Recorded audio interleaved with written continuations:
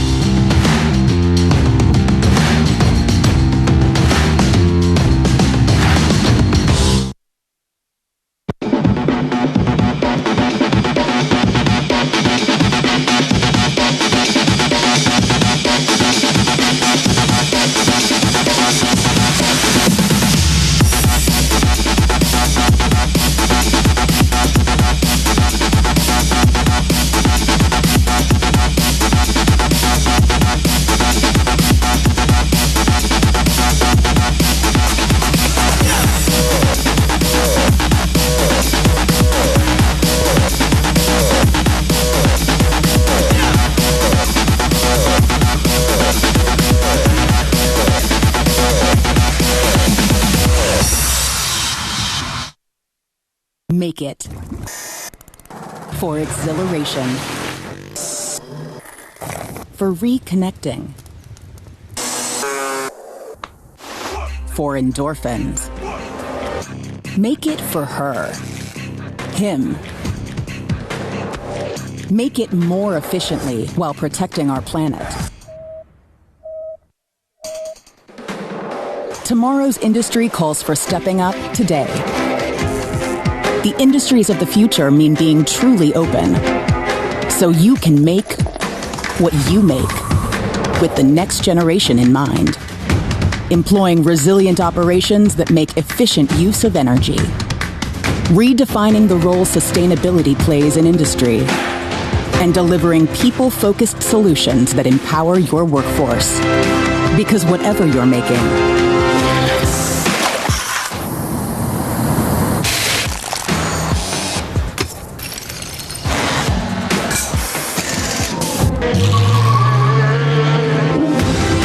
we will help you make it better so you can make it for life.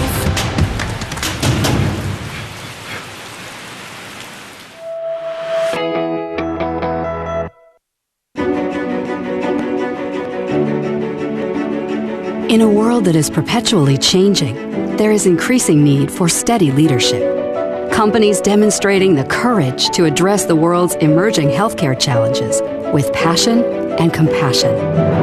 Viatris is redefining the healthcare landscape. We are uniquely positioned to be a source of stability with the commitment, capability, and vision to meet the world's evolving patient needs. Viatris believes in healthcare not as it is, but as it should be. We know the way to provide access to a sustainable, affordable, and diverse portfolio of high-quality medicines, regardless of a patient's geography or circumstance.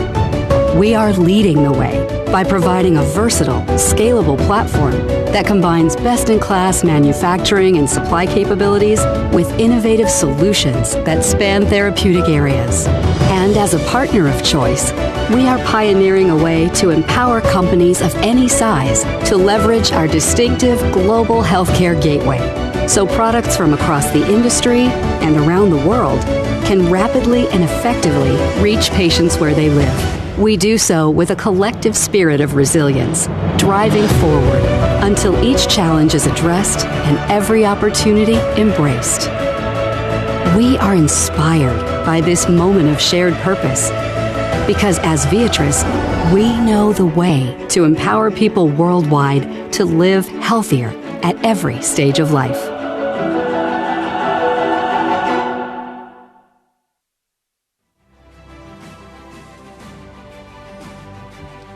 The team here at Forbes Middle East has done a wonderful job putting this event, working relentlessly for the past few weeks. Thank you guys. That's a salute to you. Have you noticed how you're all introducing each other? And I've fallen for that too. We look at someone and we think they're going to know who we are and they don't. And then we do the magic gesture. We pull the mask down. And they say, oh yeah, I recognize you. I just saw someone meet an old college friend. They haven't seen each other in years. All it took is that thing. They just pull the mask down. All right, hopefully we'll get to that time when we don't have to wear the masks at all. Against the spectacular and very fitting background of Expo 2020, I hope you've managed to visit or you plan on visiting later on. It's absolutely wonderful. We will be tackling some of the most pressing challenges in our world and in your industry. We'll be looking specifically today at how technology has changed our lives and also helped us explore how we can and should be using this very unique period in history to create and support a safe, flourishing, and sustainable world. We have 5 panels throughout the day of experts, as well as our prestigious annual Global Meets Local Awards ceremony, so that basically it's a very busy and exciting day, and we're doing this all face-to-face. I'm very excited. I know you can tell. I'm going to keep repeating it. It's my first face-to-face event. So happy to be speaking to actual people and not virtual cameras or Zoom. But before we kick things off, I would like to take a moment, please, to thank our partners, without their support, this unique event would not have taken place. So big thanks go to our smart city partner, Schneider Electric. A big thank you to our smart mobility partner, Ericsson, to our inclusive healthcare partner, Viatris, and our project management partners, Project Management Institute. And now to introduce our first speaker, I'd like to please invite, where are you? I see you. It's bright lights in here. Forbes Middle East Chief Operating Officer Daniel Beg to the stage.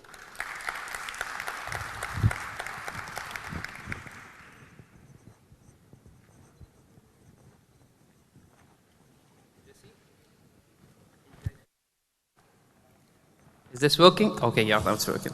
Thank you, Jesse. Ladies and gentlemen, it's an historic occasion. Thank you so much for joining us today at the Forbes Middle East Sustainable Innovation Summit. This definitely is an historic moment for us as World Expos and a culminating moment in the incredible story of Dubai and UAE in the year of its Golden Jubilee.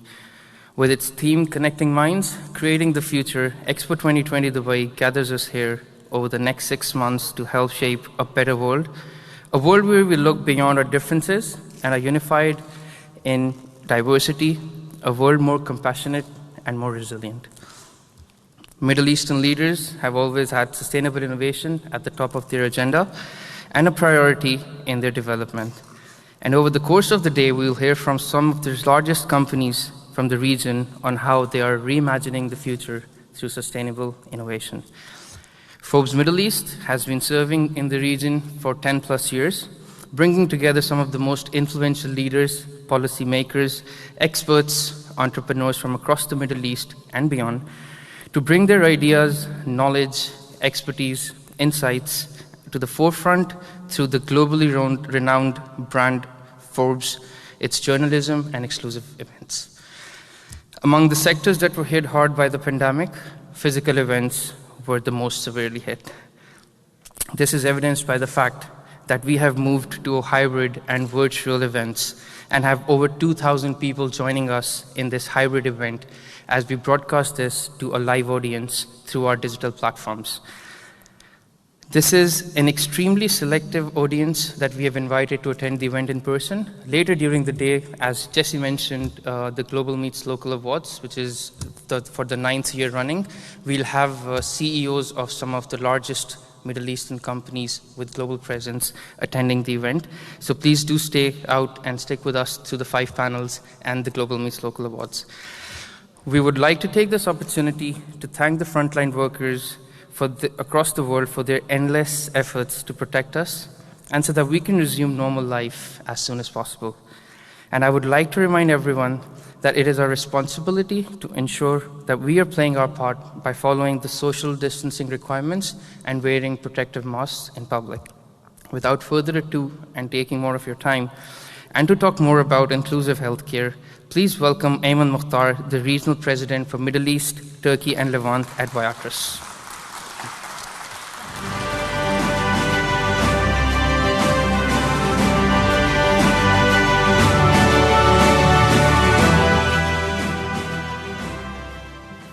Thank you so much, and good morning, good afternoon to everyone who is here in person in Dubai today, and to each one of you who are also connecting virtually from across the world.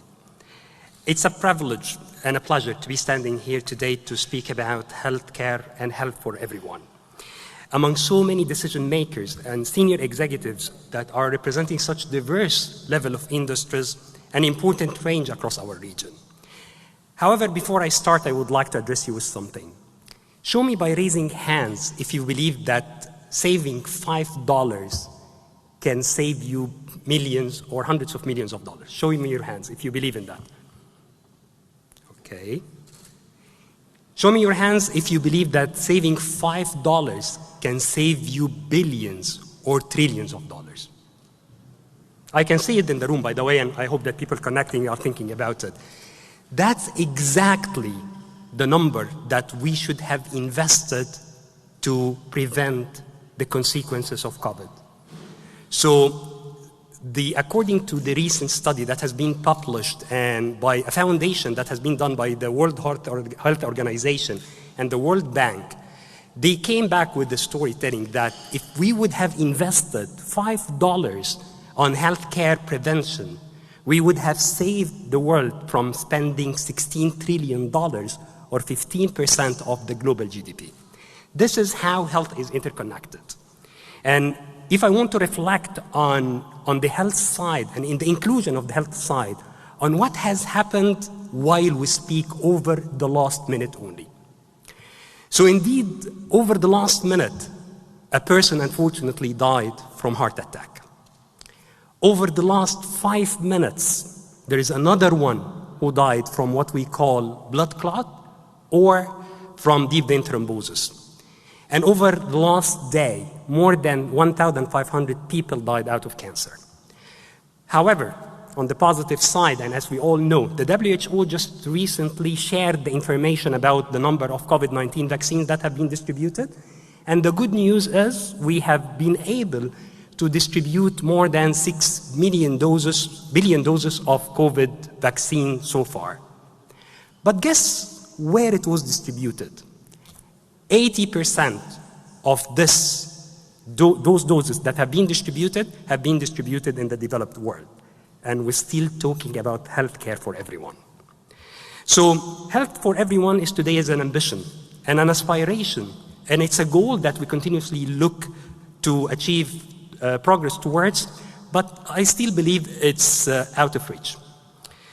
Being there among all of you today and among the group of leaders who connect with each other in a shared goal, I'm really filled with hope.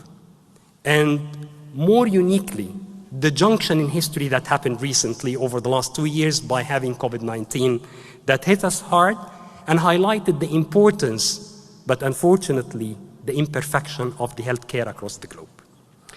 I would like to share my thoughts before we start on the sustainability and what does it mean in business and what does it mean in healthcare. So, few words on sustainability and how it reflects. So, in the recent history, just before the pandemic, I strongly believe that sustainability was much more associated with the environmental initiatives and was really very good to see and to look after. But now, almost after 2 years, I think we look at the sustainability in a different lens. And we believe that it has been completely evolved since it has started and considered now by organizations, NGOs, and by government several decades ago. The question is how it's changed over the last year. The first thing that I deeply believing in it, that it became broader, because today we're not talking about sustainability in one aspect, but we started to connect the environmental, social, and economic factor and bring it to life with sustainability. It has been completely migrated from individualistic approach and initiative-like approach to a completely holistic approach, where government, NGOs, and the whole society, businesses, started to talk to each other and hoping to produce the sustainable solutions and bring it to humanity. And for businesses, it's no more good enough for us to not do harm. This is how we used to look at sustainability before. Started now, and I think many years ago, businesses started to have purpose and to integrate the sustainability into the core of what we do. And at Viatris, sustainability is actually fundamental to our mission, and it is highly embedded through everything that we do in our business. Our commitment, as you probably see in the video, is to help people live healthier at every stage of their life, and to provide patients with high-quality, affordable medicines, regardless of their geography or circumstances. And we do that through passionate teams, as you may imagine, who they believe that we can provide safe access to sustainable and environment-conscious solutions to everyone. We continuously work into increase the use of reusable energy and reduce waste and, of course, use less water. Our approach to sustainability and the inclusion of the sustainability in business also extends to the health. And I'm proud to say that we serve 94% of low to middle income countries, and we feel responsible doing that. Sustainability, as you all know, today has risen up the agenda and continue to rise up the agenda over time. And there is another major driver that comes in the middle of all the efforts that we do towards sustainability, Obviously, it's COVID-19. And it hit us hard, but also highlighted a lot of lessons and insights when it comes to sustainability. Let me start by the first one, prioritizing healthcare fund. I think one of the things that COVID-19 brought us in terms of healthcare is the magnification of the importance of the healthcare. I would like to share with you something that might be very interesting. 1 year prior to the COVID-19 hit us, there was a publication in a major reputable journal called The Lancet. And The Lancet at that point of time highlighted the increased burden of what we call non-communicable diseases, which is the heart diseases, the chronic respiratory diseases, and all the chronic diseases that you think. We call them NCDs or non-communicable disease. Lancet came 1 year prior to the COVID-19 hit us and alarmed everybody about the increased burden and the rise of the non-communicable disease. 1 year later, COVID hits, and NCDs mortalities, or the chronic diseases that I shared with you, has been found to be the key driver, number one driver, for all the deaths that have been associated with COVID-19. So NCDs like diabetes, cardiovascular disease, chronic respiratory disease contributed to 60 to 90% of the deaths of all COVID-19 as of today. So it's critical now, and it's no-brainer for government to continue to understand the need to have a balanced funding system. So deeply inside me, I believe that we should have a balanced approach. We should have prepared our healthcare system to be able to cater for people when they really need access to hospital beds or to any hospital or healthcare services. But doing that, we will come to another approach which helped us within the same crisis to evolve and to shed, which is the technology and the digital. So digital innovation has been a key pillar for better health, and technology has enabled us to bridge a lot of gaps, to connect with regulators, to connect with the key approval and authorities, and allowed us to progress from years of approvals on some medications and vaccines to potentially do it in a matter of weeks, which is the major revolution in the way that we bring solutions and medications to life. And the third one is the harnessing the power of the public-private partnership. We haven't seen in our industry across years the strong power of public-private partnership and how it is embraced by government, by individuals, by even businesses and the private businesses as we see it today. Because we realize that we cannot do it alone, and obviously on the other side, governments as well realized that they cannot move it without such a kind of collaboration. The world today has realized that if we want to respond effectively to the crisis, we need to manage the scale, the innovation, and the partnership. And we make it possible toward the public-private partnership to come together and collaborate in such unprecedented way. The great news, however, we started to see that happening, and we're living it in many instances. Thanks to the incredible exchange, as I explained to you, with the technology and between clinical and the research information, we have been able to speed up process that used to take 3 to 5 years to bring innovation or to bring medicine to people who are in need to a matter of few weeks. And I will pause here and I give you something that might be very interesting for you. We're all living this COVID and we hear about the variants or the different variants that we keep doing. Initially, before, when we start to develop vaccines, it used to take us years to bring it to you.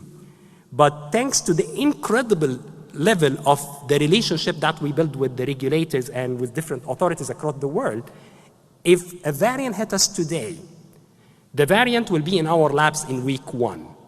Week 3 and 4, we will develop a vaccine that addresses that variant. And before day 100, you will have the vaccine with you. This is the power of the incredible change that we have done during the recent history with the COVID over the last 2 years. The second one is the significant evolution that we have seen with the public-private partnership, and I will use an example from the UAE, HOPE Consortium. This is a huge project that was able to create an infrastructure that is typically taking the government and the private sector, putting them together to allow 3 billion people access to vaccines and others within 3 to 4 hours.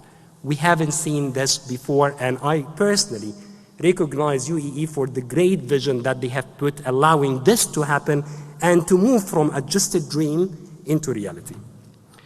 And finally, as one of the world-leading pharmaceutical companies at Viatris, we know that we have the expertise, the scale, and the knowledge and innovation to make a difference in the global fight against the pandemic, as well as the long-term consequences of any other related diseases. And we can't achieve our goals alone, and I keep repeating it. Without really partners, we cannot do it alone. And in conclusion, I would like you to reimagine the future with me. I would like to imagine a future that is supported and enabled by resilient and sustainable healthcare. I would like personally to imagine a future that gives fast and convenient access to healthcare solutions enhanced by digital technology and intelligence. And lastly, I really like to envision a future where everybody, everywhere can live healthier at every stage of their life. And that's a personal belief. I don't believe that a person should die or should suffer just because he or she doesn't have access to an effective medication that can be made available to him or her. And in the end, I truly believe that this sustainable commitment, the innovation, and the people that I see around me, with all their passion, were all the level of the commitment that they have, we won't have to wait too long for this future to be reimagined. But I believe that it will become a new reality. So let's get to work. Thank you.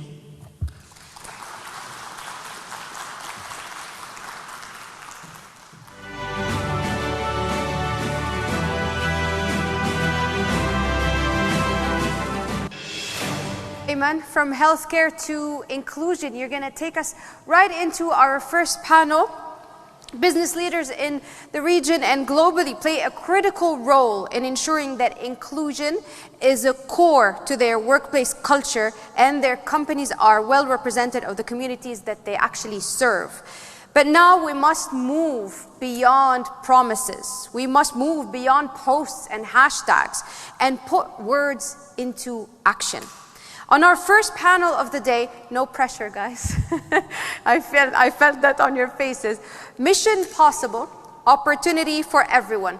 This panel will discuss diversity, equality, and inclusion in the workplace and how business leaders such as yourselves can really make a difference.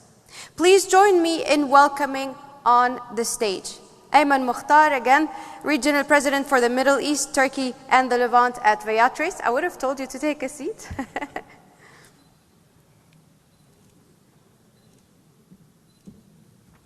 Kinda Sais, who's the Global Equity, Diversity, and Inclusion for the Middle East and Africa at Boeing International.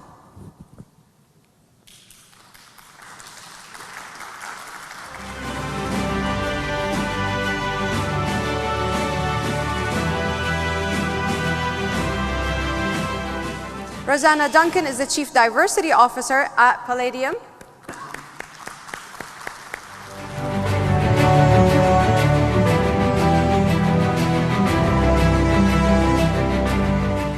And our moderator, I'm so pleased to see you face to face again, having interviewed you on one of our shows, Firas Al-Majid, Vice President of HR and Communications at GBM.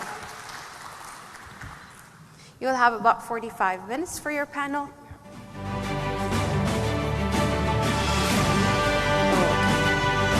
Apologies, there you go.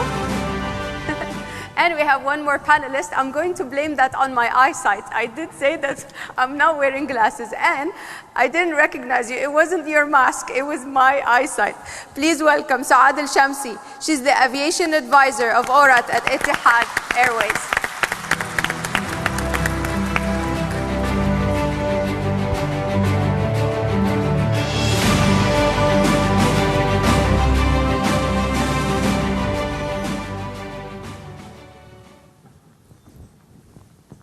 Thank you, Jesse, and I'd like to welcome my panelists again for joining me on this very important topic, Mission Possible, Opportunity for Everyone. It's very important that we actually take a step back and say diversity and inclusion is not a new topic, but in 2020, it's really taken organizations to have a really good look at diversity and inclusion, because it doesn't only make business sense, but it's the right thing to do to create a really sustainable future. And I know Mr. Ayman spoke during the opening note about technology, but technology without people really doesn't get or fulfill sustainable innovation. So I'd like to start off with Dr. Roseanne. You haven't got a mic? No. We'll get you one. I'll get you one. So I'll start with Dr. Suad, who was forgotten off this panel, but she's a welcome addition. And you're the pioneer as one of the first female aircraft engineers in the UAE. Yeah. And I would like to ask you about your journey and how you're contributing to encourage more female participation in the aviation industry. First of all, thank you for letting me be part of this discussion panel. And I think after a long time, this is the first an event we can talk about the sustainability and women empowerment. Being the first Emirati female aircraft engineer give me the responsibility and make me feel proud first that women can enter into a field. A lot of people many years think that she cannot, she will not be able to continue. I'm in this field 16 years. I started exactly before that when I decided to be an aeronautical engineer. And usually when you decided to be in a field like this, the first question will come, can you?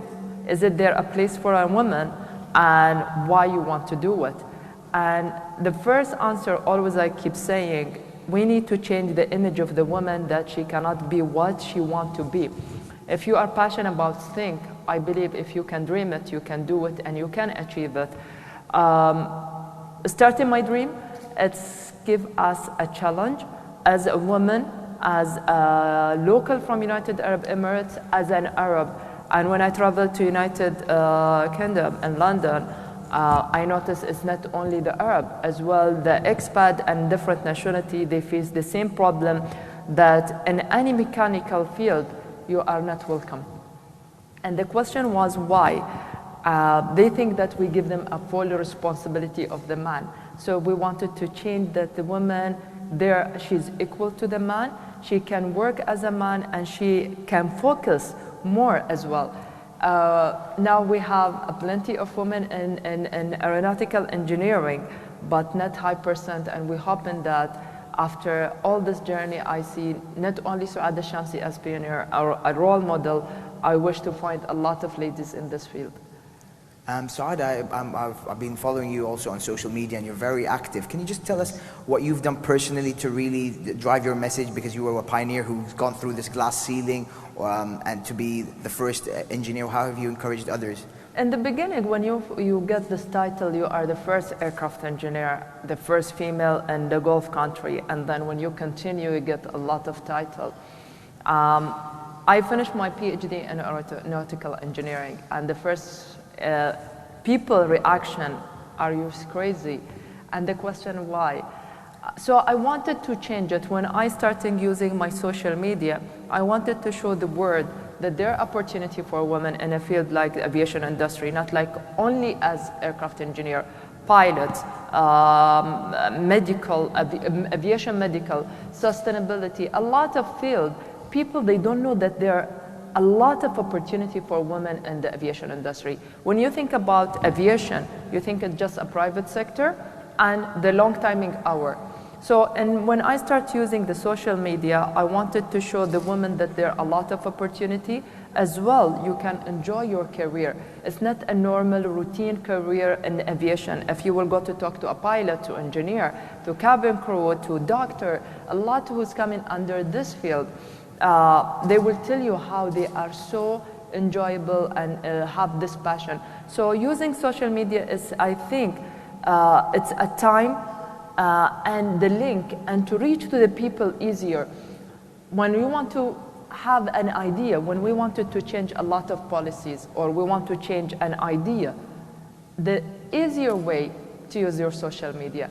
Rather than you take a message from department to a person, I think is the technology, and all, if you can see people, is easier to use your phone rather than using your email. Thank you.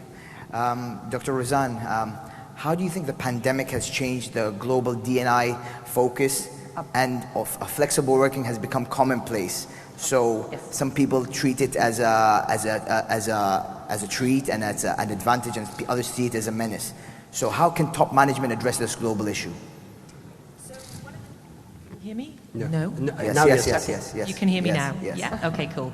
So one of the challenges I think that organizations have had during the pandemic around this whole sort of notion of flexibility and work-life balance is that there's often a preconceived idea that if people are working from home and they're being given an opportunity to work from home, that this is necessarily going to be a positive thing for everybody. But the reality is the people who work in our organizations are diverse, their needs are diverse, and their styles of working are diverse. It's really important for organizations to understand that when you have a workforce, you need to listen to find out exactly what will fit the individuals and also the business. So one of the challenges we have in organizations is that there are many people who are very disciplined, feel very comfortable working from home, and then there are others who actually miss the working environment and the interaction that going to an office actually brings. So organizations moving forward need to be thinking about whether or not, what the models of work will look like to ensure that, there is better inclusion and people's needs are met as well as the business needs are met.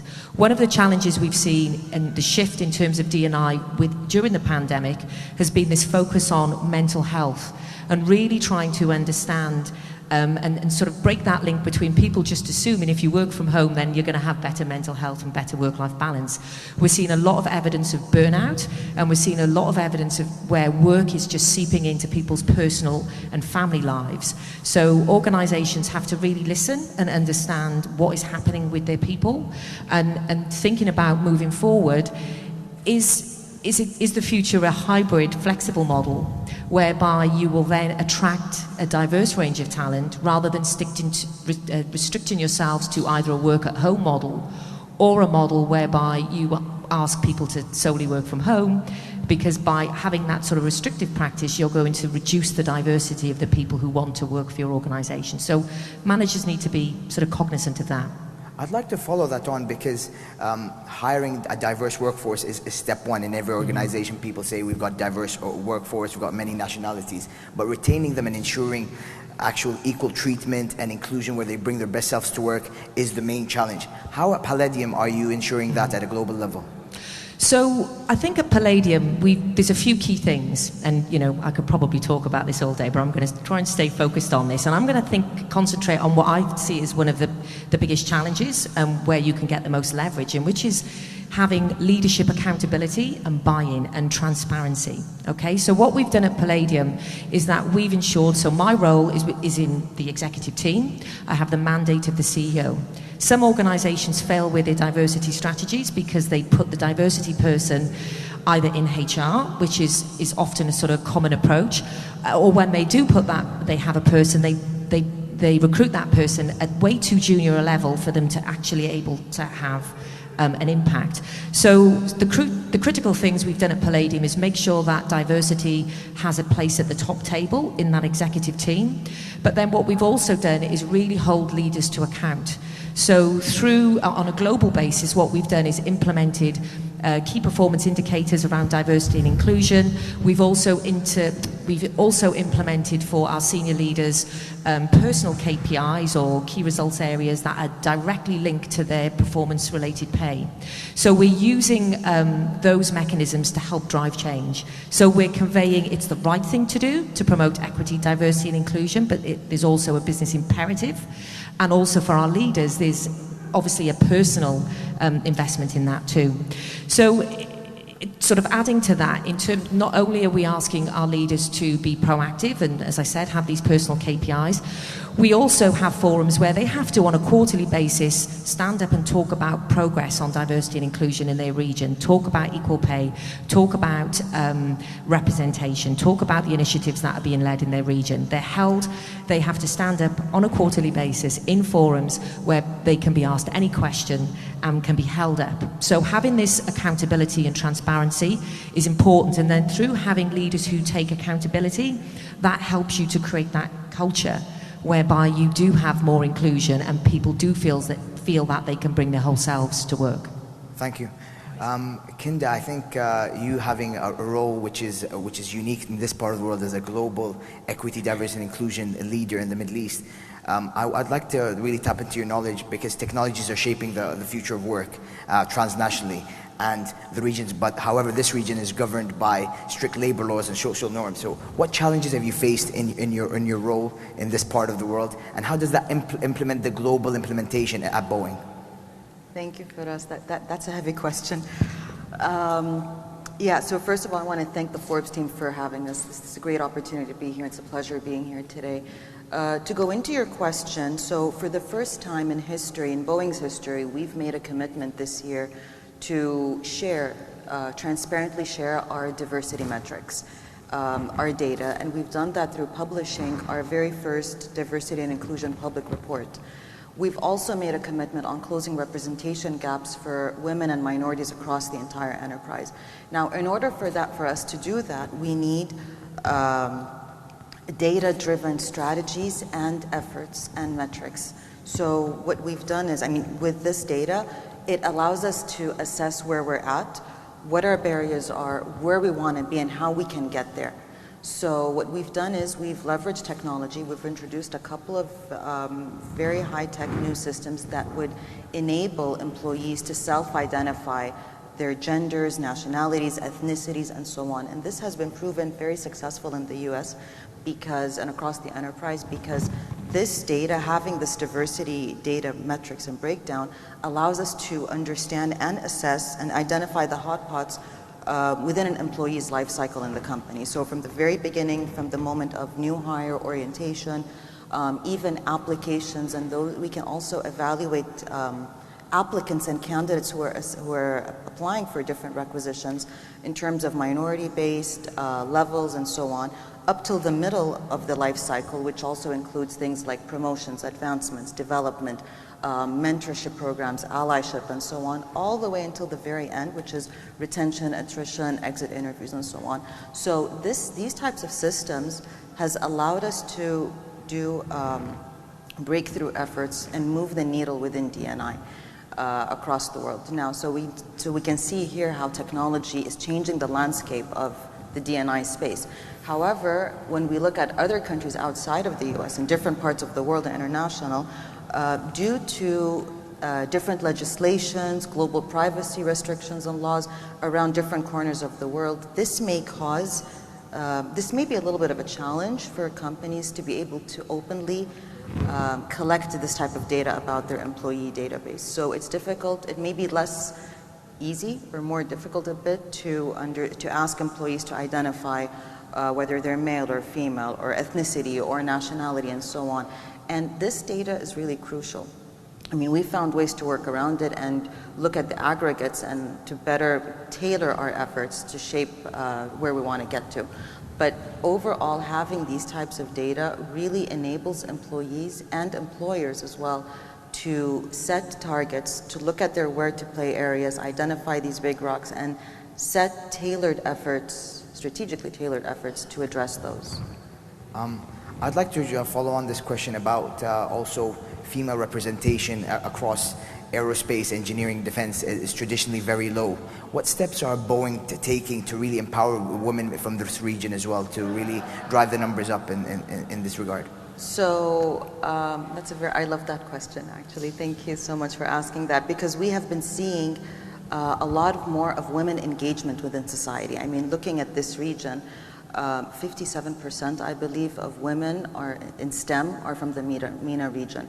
59% of students who are in computer science in Saudi Arabia are women as well. And I'm actually, being a Saudi national living in the UAE, these numbers make me proud because they're all stemmed from a governmental push. We've seen Vision 2025 in the UAE, we've seen Vision 2030. All of these government pushes are creating more opportunities, educational opportunities and work opportunities for women. So this is something that's very close to Boeing, gender inclusion and women empowerment as well, and developing them is a special focus area for us. So we've done it internally and externally. So if I look at externally, we've had technical fellowship efforts to promote these efforts, to make it more visible for women and minorities across the enterprise. In Saudi Arabia, for example, we've built strategic partnerships with Princess Noura University, the largest female university in the world, pretty much. We've supported them in building their engineering colleges via a variety of curriculum enrichment programs, as well as grants, as well as fellowship programs as well. So, I mean, those are some of our external efforts only. And then we also internally, I mean, we've developed a science-based training. We call it Seek, Speak, and Listen. And the idea here is it encourages leaders and managers and all employees to seek out pockets of anxiety within our employees, actively listen, and then action those listening with empathy. So, I mean, if you think about it, how many times has somebody come up to you and said something, and you're in the back of your head, you're already planning your answer? Are you really listening to that person? I mean, that is a big question. How many times have employees or people talk to you and say they've been through X, Y, and Z in this state, and then you're already in the back of your head, you would jump ahead and say, yeah, I know how that feels. That's, I mean, for us, we try to minimize that and push for empathetic listening. Because only when we have excellent listening skills, better empathy, we create more opportunities for inclusion. So we've developed those trainings, deployed it across the enterprise. We've done roundtable discussions with women in engineering to identify microaggressions, unconscious biases that they have been encountering. We've scaled it up and addressed and leveraged our women networks and as well as our employee resource groups to amplify the D&I messaging and amplify sessions and awareness sessions and trainings around unconscious bias, microaggressions. We've done almost 8,000 inclusion leadership trainings around the company, just to make sure that managers see that it is their part and their responsibility to get the best out of their people, whether it's within engineering or not. So we're heavily focused and fixated on empowering women, building gender equity, whether it's in engineering, women in STEM, or across other fields in the industry as well. Thank you, Kinda. Mr. Ayman, I want to actually go with a slightly different slant. You know, you're coming from the healthcare industry with Viatris, and I want to take something from your opening note where you mentioned that health for everyone. Is this really mission possible? And what are the challenges that you're envisaging, and how do we seize the opportunities that the pandemic has also laid bare to us? Well, thank you for your question, but allow me to step back one step before I go into the answering the healthcare sphere. So to be honest, I'm just reflecting while the great leaders around me are talking, and I felt really impressed, and I felt that the diversity is a mission possible. I'm sitting in a panel today proud of 3 great leaders that are sitting next to me, and I'm the only man in the panel. You're moderating it. I look at the table where my team sits, and I see 3 leaders, women and 1 man.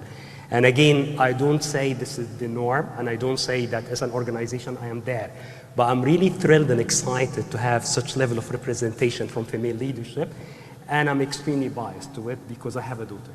And my dream, I reimagine the future where I see my daughter sitting like those leaders. So thank you so much for being here, and thanks for enlightening us with such forum.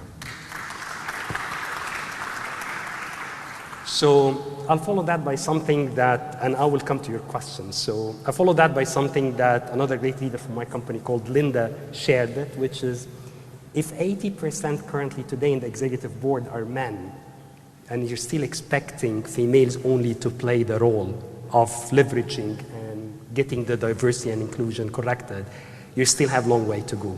Till we have champions like myself, I'm proud of it, to champion that and make sure that it sits inside me as a real thing that I want to achieve. So that's a reflection on the diversity and inclusion. And I will move to what you asked.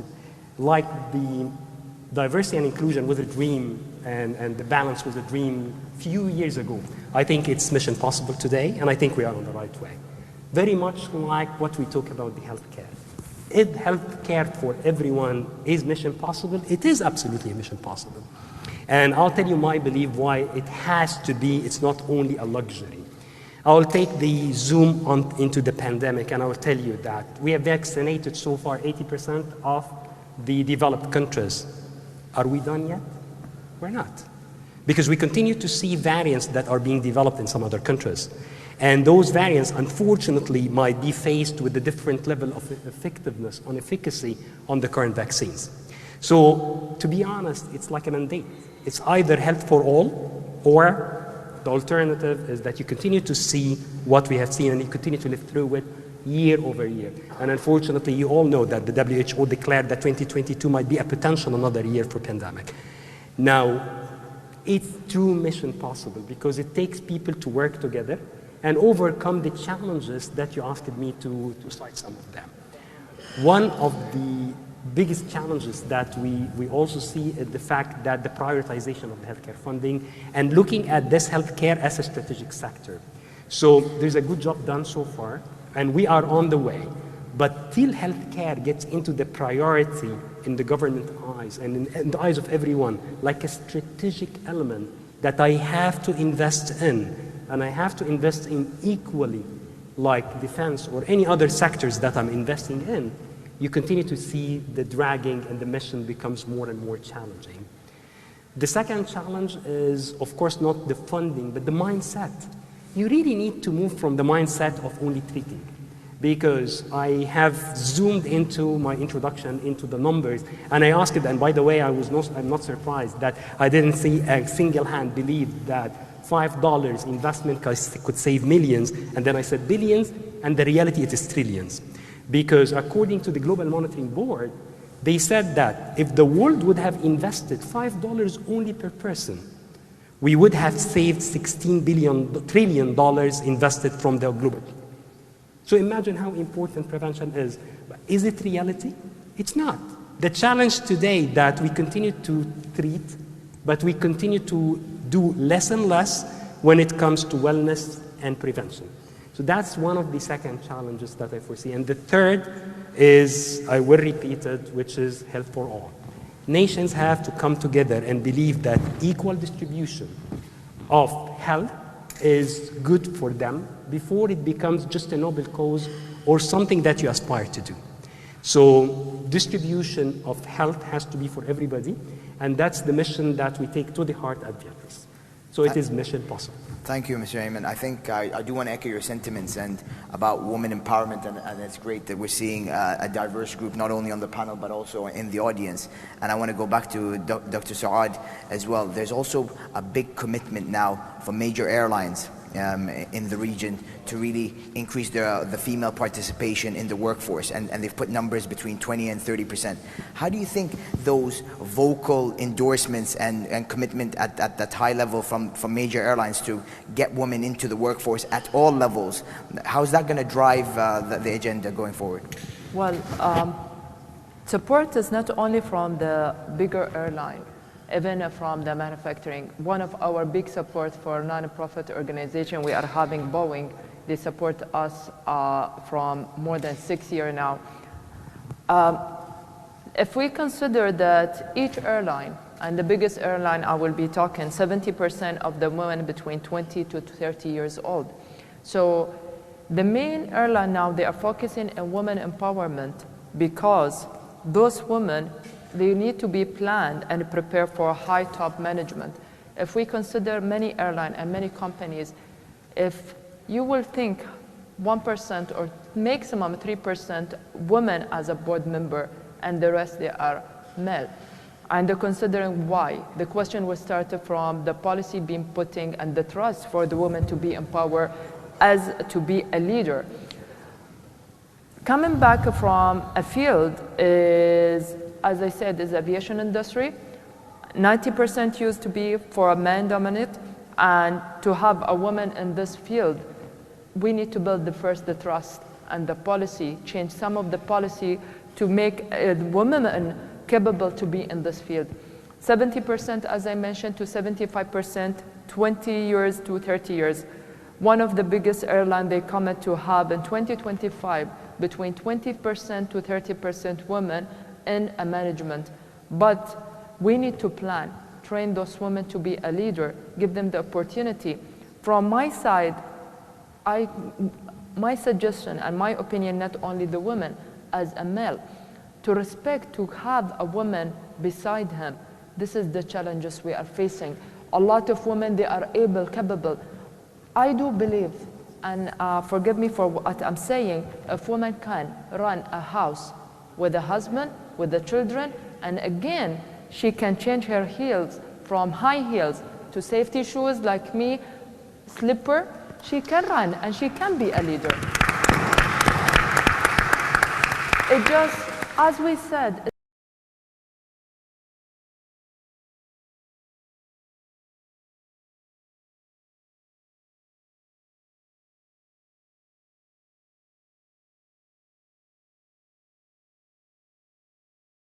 can be a leader, give them the opportunity and chance to get this title that you are a board member, you are a vice president, SVP in a field like aviation industry, and you will see the changes. It's just the chance. I think it's the time to see these challenges, to change it to a chance, and we'll see the positivity and the advantage of this. Thank you. I think that's a great answer, and I want to follow on with Dr. Rozan. I think the region has come a long way.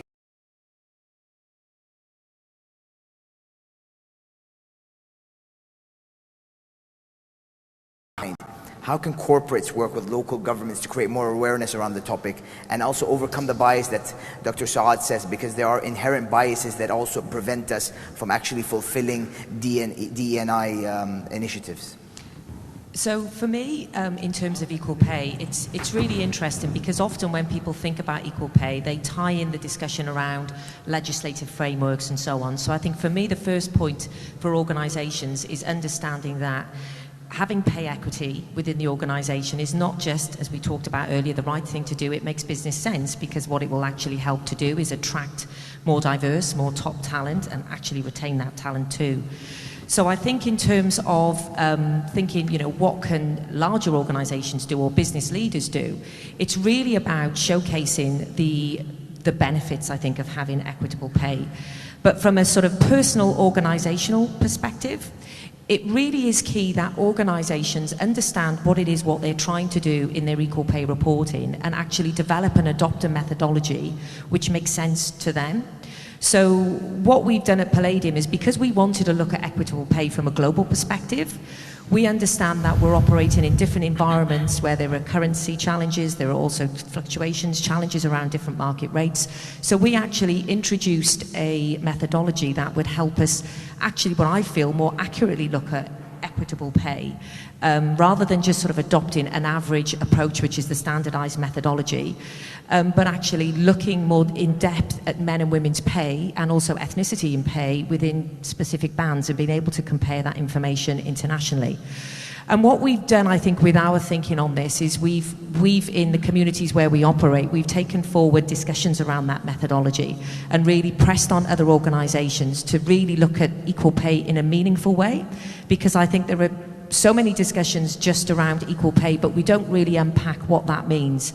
So I think a starting point is for organisations to understand their own organisational and global context, adopt a methodology which suits, which actually gives real information and real data which they can track in terms of change. There should always be a continued pressure, if you like, to ensure that, in the countries where we operate, that there is legislation around equitable pay. But I find that sometimes organisations hide behind either the inefficiency or the deficits within equal pay legislation which exists, or hide behind the fact that it doesn't exist. And what we're trying to do at Palladium is, rather than sort of have a level of compliance with legislative frameworks, we're looking towards striving towards good practice. So I would say that the key thing is around developing appropriate methodologies, and sharing that good practice, sharing your story as an organisation and the progress that you make. So that will hopefully ignite other organisations to do the same. And as I said, legislation is very important, but we shouldn't use it as an excuse not to move forward. Thank you. Kinda, I'd like to just build on what Dr. Rozan was saying in terms of programs are actually being done at, for example, if you can give us a live example from Boeing, to really push the inclusion part? We've talked a lot about the diversity part, but the inclusion part, which is sometimes hard to measure. Can you just give us a few ideas, because you're giving us real practical tips for those who are here and also who are sitting virtually? I know it's a hard question as well, but I think you've got a title of global diversity, and all of us want to pick your brains today as well. Well, thank you for that. Yeah, happy to bounce off ideas with the panel and the team. So for Boeing, and just to set the context, I mean, for Boeing, our focus is not just diversity and inclusion, it's beyond that. We focus on equity mostly. And just for the sake of awareness, I mean, a lot of people, there's a misconception in this part of the world where people kind of sometimes think that equality and equity are the same thing. Well, when we say that equality is pretty much giving everybody the same thing, but equity is acknowledging and understanding that people have different starting points in their careers and their journeys. So it's acknowledging their needs, understanding their wants and needs and the help that they need, and giving them the tools and resources based on their needs that they need in order to be successful, to grow, to get those equal opportunities and succeed. I mean, it's even part of our department's name, Global Equity, Diversity, and Inclusion. And it doesn't hurt to call ourselves Jedi. So that's what we always do in the company. But I mean, ultimately, it's about creating equal opportunities for everybody. Hence, people tend to succeed. And we all want to be successful, right? I mean, I just remember a story that I was once speaking at an event at the office in the States, and it was wear your favorite sports shirt to work day, sports team to work day. And I looked around the room and everybody was wearing a jersey or a t-shirt of a winning team. Back then it was the Seahawks in the States because they won the championship. But everybody was wearing a t-shirt or a jersey that was affiliated with a winning team. So we all want to be affiliated. It made me realize that we all want to be affiliated with winning teams. And if you think about it, like market-wise, prices fluctuate depending on how if a sports team wins or loses. Like Nike had to renegotiate its pricing scheme when Beckham left Manchester, right? I mean, their merchandise changed, the pricing's changed. So technically, we all want to be linked to people who are successful. We all want to feel affiliated to them because it makes us feel included. It makes us feel that there's a sense of belonging there. So we tend to focus on building equity and creating opportunities for all to a point, and it's such an important key for us to a point that we've even included it in our diversity strategy. So, and when we talk about equity, I'm talking about building fairness, transparency, and ensuring that all of our processes in the company are equitable, whether it comes to recruiting, gender-neutral job descriptions on contracts or applications, to create mentorship and the allyship programs, understanding the microaggressions and literally seeking out the pockets of anxiety that our employees have and creating those greater opportunities for inclusion. When it comes to understanding the cultural agility, when we have expats who need to fly into the region, before they fly in, we need to understand that they may have some form of anxiety before moving into this part of the world. And so to bridge those cultural gaps, we do cultural agility trainings, awareness sessions, do's and don'ts, tips and tricks to be able to make them feel that they are welcome, they feel that they have a sense of belonging when they do come in there. They're not coming to a base country, a temporary base country, they're coming to a new home. Very privileged to have presidents for this entire region who are true ED&I advocates and supporters of and championing the concept of inclusion, given the nature of the UAE and the culture that we're in.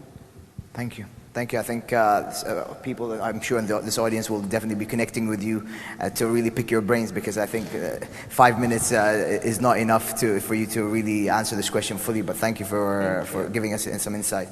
I want to go back to you, Mr. Ayman, and I think the private sector has been tasked with driving better healthcare, and it's been in the spotlight more than before. You know, the pandemic has really accelerated that. I really want to ask your experience across the Middle East and in the emerging markets in general. How is this public-private sector dialogue really developing, and where do you see the future? Well, I will thank you for the question, and I have to start with the statement that, to be honest, public-private partnership in the healthcare sector has been there for a long time. And the fact that it needs more focus and there are more way to go is true. But the fact that it existed, and actually it existed across many sectors in the room as well. So I see public-private relationship is everywhere, and the partnership exists in defense, in energy, and I don't want to, innovation, of course. So I don't want to miss any sector, but it is truly there. But the difference that we have seen over the last particular 2 years is the zoom that has made up in the entire region and globally on the importance of the public-private partnership. Let me take you, for example, on the first example, that without this effective public-private partnership, you wouldn't have a vaccine here today.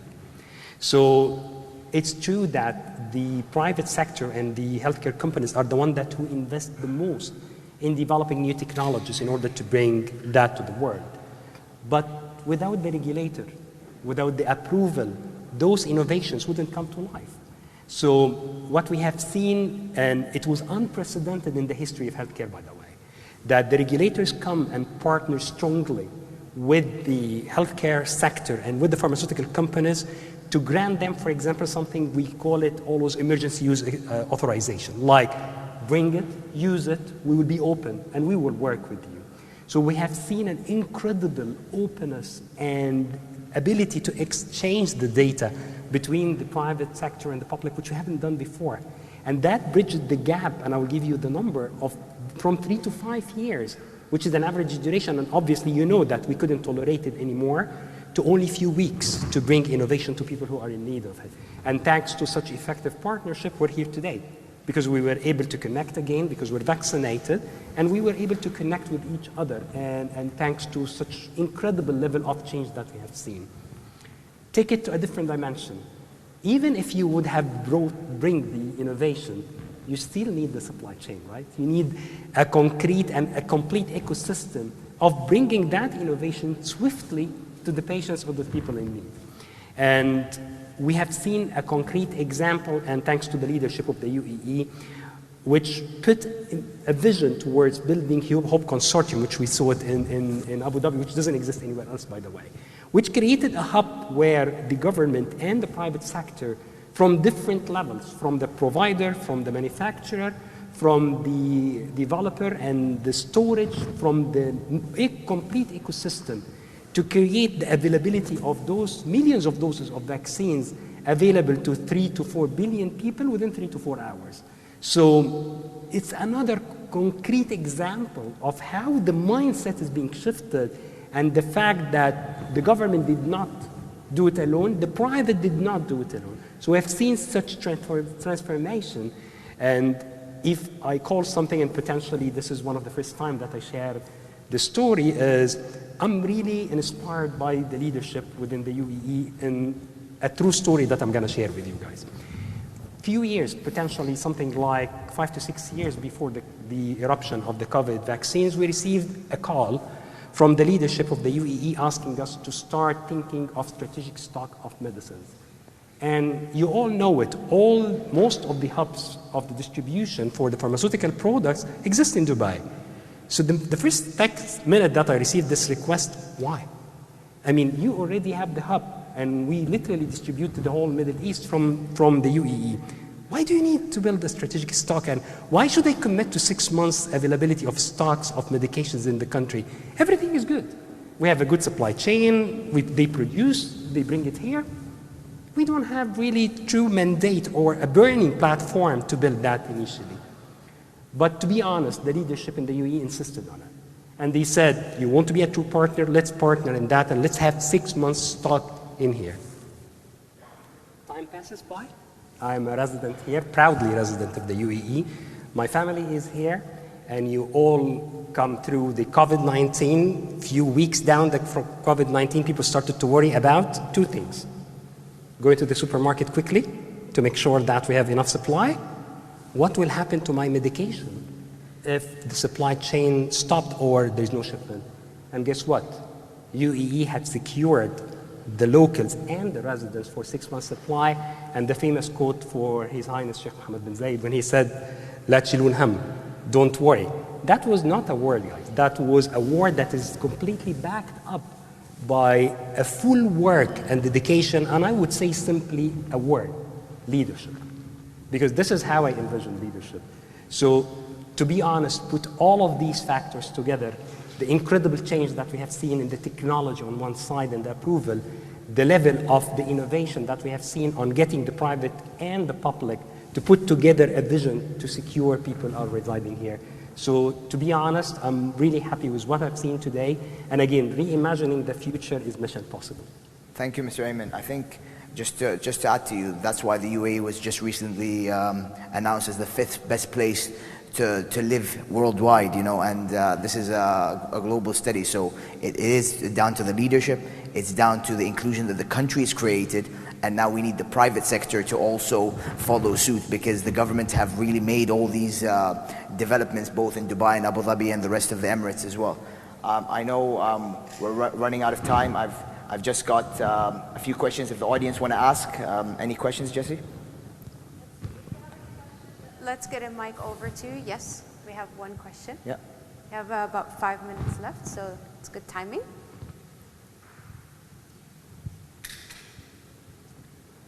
Hello, it's working? Yes. Yes, Good it day is. to you. Thank you for sharing your knowledge.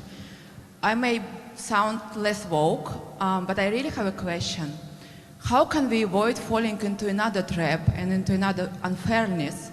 Because instead of selecting like really the most gifted, the hard-working, talented kids in schools or employees at work, we need to think about filling the gaps and filling this, you know, the standard, like based on gender and religion and color and race.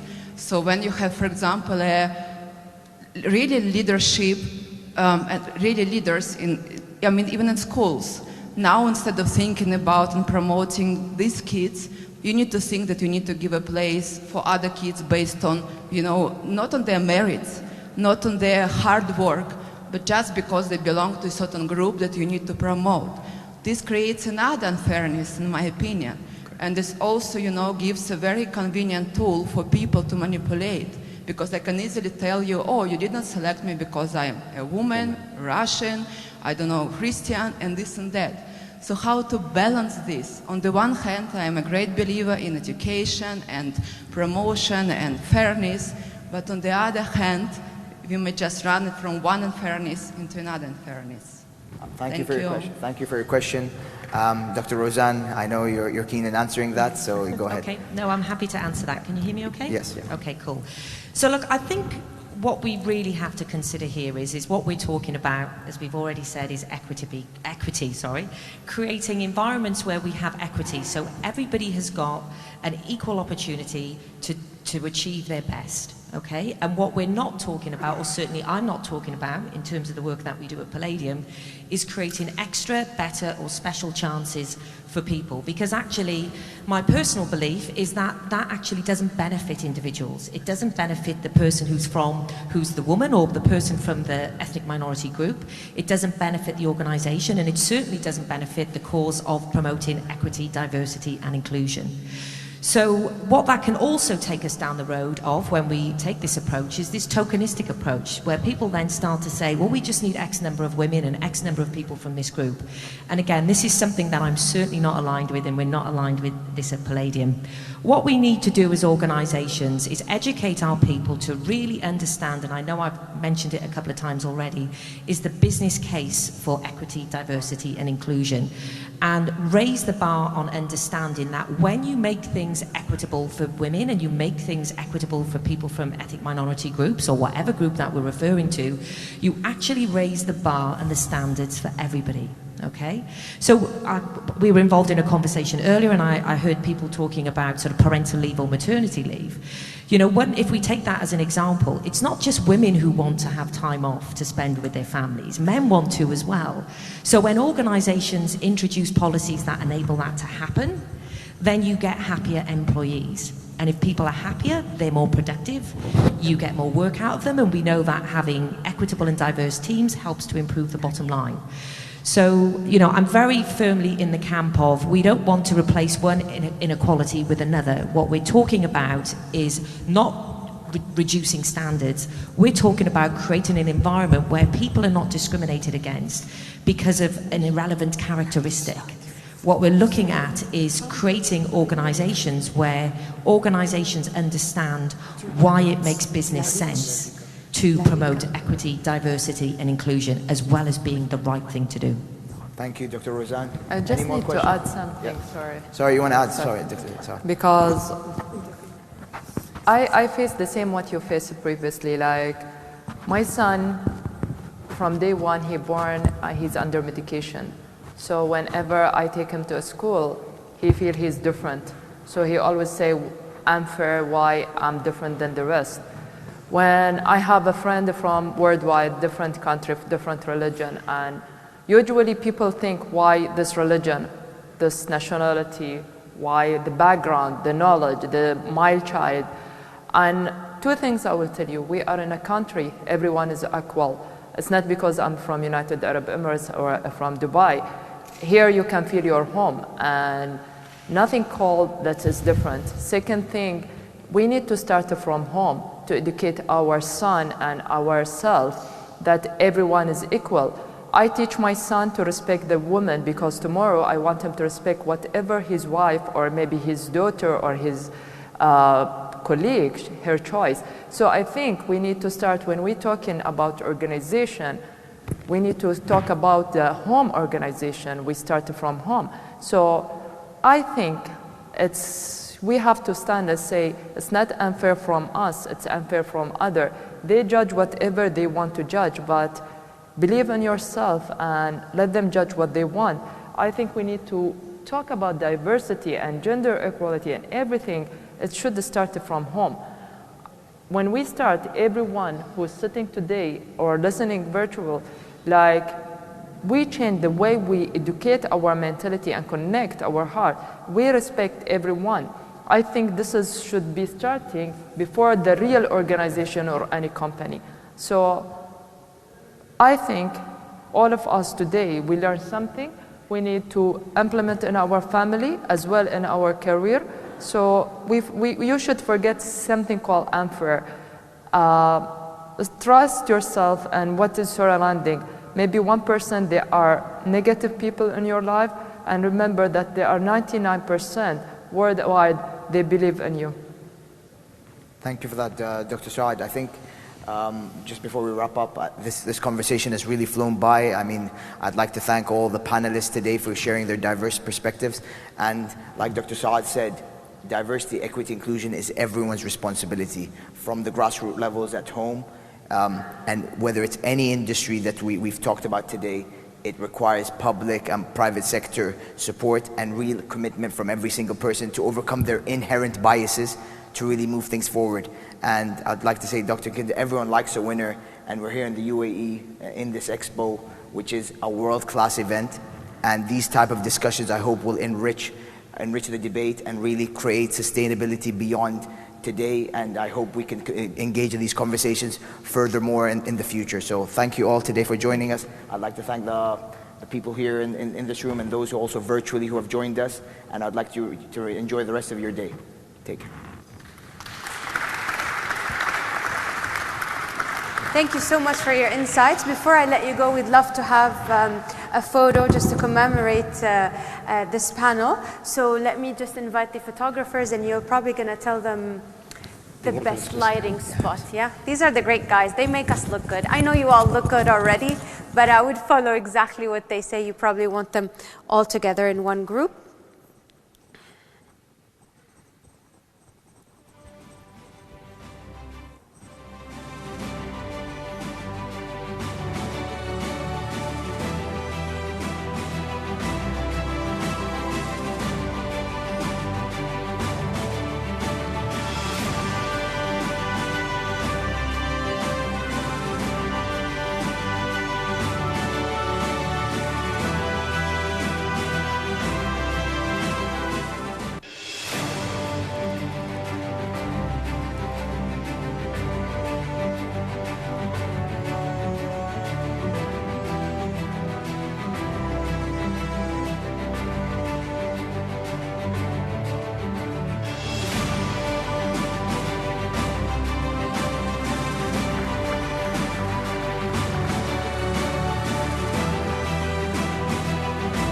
so much. Dr. Shamsi, I put my glasses so I don't forget anything anymore. Here we go. You've all shared wonderful insights. Dr. Shamsi has also made history for being the first UAE female aviation engineer. Welcome back, everyone. If you just joined us, we're talking about inclusion, diversity, women empowerment, and robots. If you visited Expo in the past few days, who has seen the wonderful roving robots around Expo who talk to you and open a conversation? Anyone? Have you seen them yet? Have you spoken to them? Yes? Yeah, some of you have spoken to them.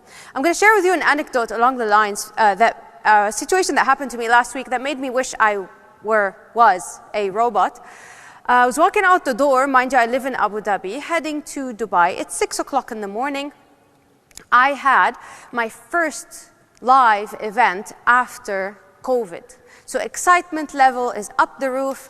I'm wearing my favorite brand new suit, and my little 3-year-old boy runs to the door to say goodbye to mama, as he usually does. And he looks at me and says, I don't feel very good. And because I was thinking of work and everything I'm heading to in Dubai, I thought, he'll be fine. I pick him up, and guess what happens? Any working moms in the room? You can guess. What did he do? Thank you. He threw up all over my brand new suit.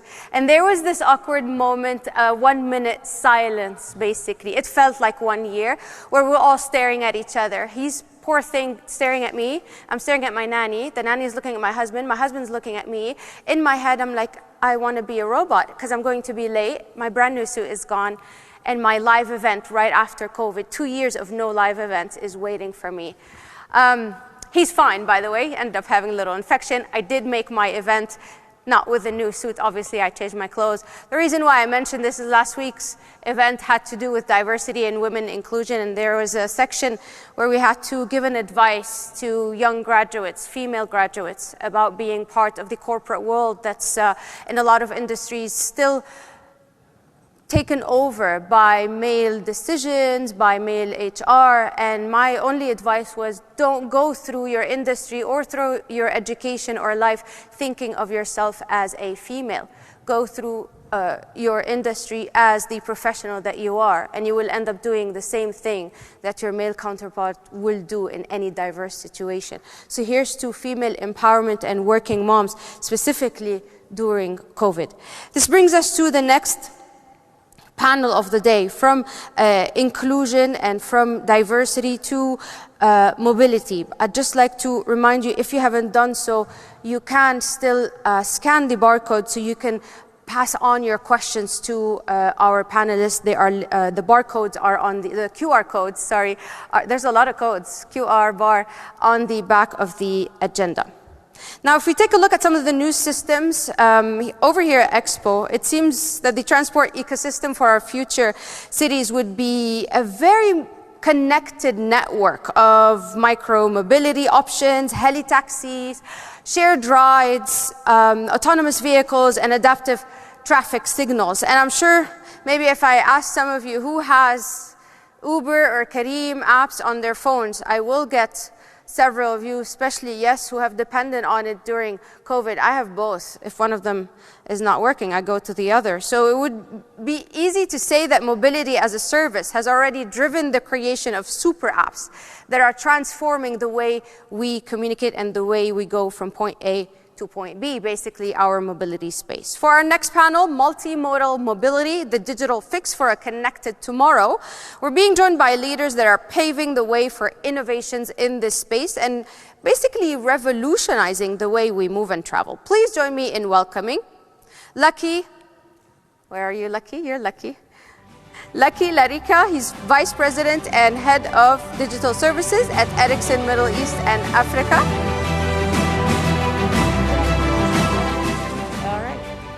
Harjda Liwal is the Managing Director for the Middle East and India at Virgin Hyperloop, another revolutionizing idea for mobility.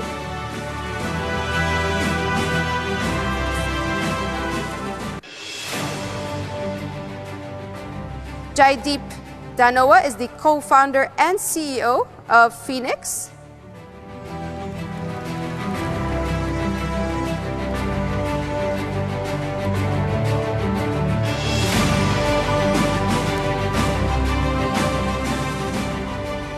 ready. You're all mic'd up. You're already ready to go. Have a seat, please. Hassan Al-Hosni is the CEO of Bayanat.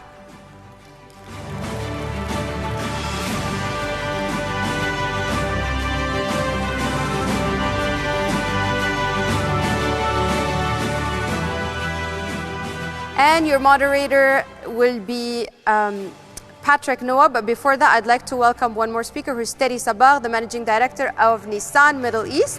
Welcome, Terry.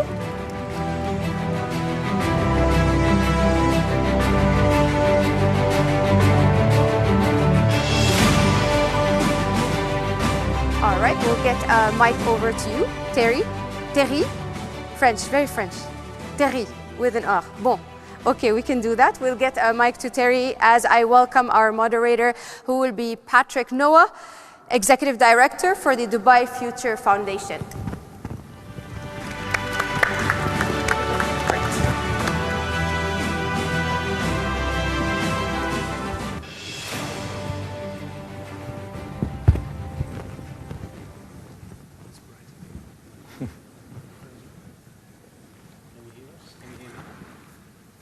Switch it on. You need any technical help? I'm not good at it, but I can try. It's on. Yes, it is on. Yes. Thank you so much. Thank you so much for having us. It's nice to be here in person, and it's nice to have such a lovely panel. Thank you for the introductions. You've saved us a little bit of time because I'm speaking fast as we have a slight overrun, so we need to compress the time we have on stage, but you can equally speak fast to do that. Now, we're here to speak about multimodal mobility, which is quite a tongue twister and alliteration. So it's really about practicing saying that right, multimodal mobility.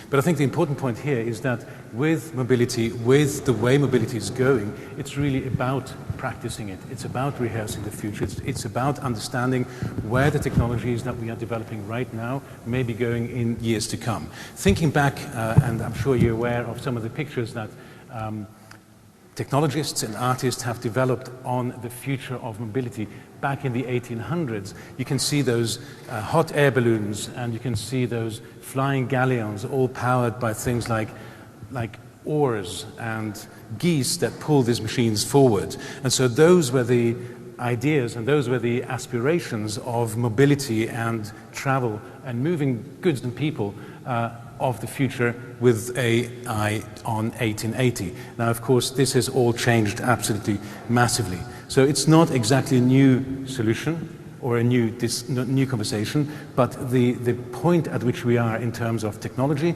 and in terms of also the knowledge we have of how disruptive and emerging technologies can have an effect on different kinds of fields is absolutely immense. It's also, I think, incredibly current and relevant to have these conversations at Expo and in Dubai, which is really about ensuring that cities become smart, that they're future ready, and that they're fully integrated. And so with panelists right now, today, we're examining how disruption, technology, and all things digital enable the transition toward what I think is integrated, better, faster, cheaper, and hopefully greener movement of people, goods, and services. So this is all incredibly relevant, and I cannot think of a better panel to have these discussions right now. So I'm going to go through a handful of rounds because there are questions I want to address from a number of different perspectives. So I want to start with Harj, simply because you here have the biggest piece of kit, Hyperloop. Testing has been done. When are we going to be able to board one of these things, and what might stand in the way of that? Fantastic question. Yeah, we do have a big piece of kit, but I suppose, you know, we came to the Middle East in 2017, so it's not as if we're new here. And the company was founded in 2014, and still to date, I consider ourselves as a startup organization. But, you know, since 2014 to 2021, I think the one thing that we've done above all is captured everyone's imagination. And that's the ability to be able to move differently. You know, when we consider right back, you know, into the 18th century, you know, we've been relying on trains, planes, automobiles, and shipping now for nearly 150 years, right? And when we consider man's endeavor to be able to now go backwards and forwards to the moon, to be able to have vehicles that drive on their own, yeah, we are still relying on old constructs to be able to almost address 21st century solutions or issues, yeah. So, you know, we embarked, and we were founded in a garage, and the whole principle, for those of you who don't know too much, but, you know, the whole principle started back in 2013 with Elon Musk, who was stuck in a traffic jam just outside San Francisco and decided that there must be better ways of traveling around than sitting on a 6-lane highway polluting the earth. So he came up with the term hyperloop at that time and decided that, you know, if we actually just remove the air, and it's an interesting concept because all we do on Earth is shift air. Moving your arm around now, moving around this stage, all we're doing is moving air. You only have to put your arm outside when you're traveling in a car to understand how much of a resistance air gives and how much energy you need to actually overcome it. So, you know, by just removing the air, all of a sudden you've now created a new form of transport that requires a lot of energy.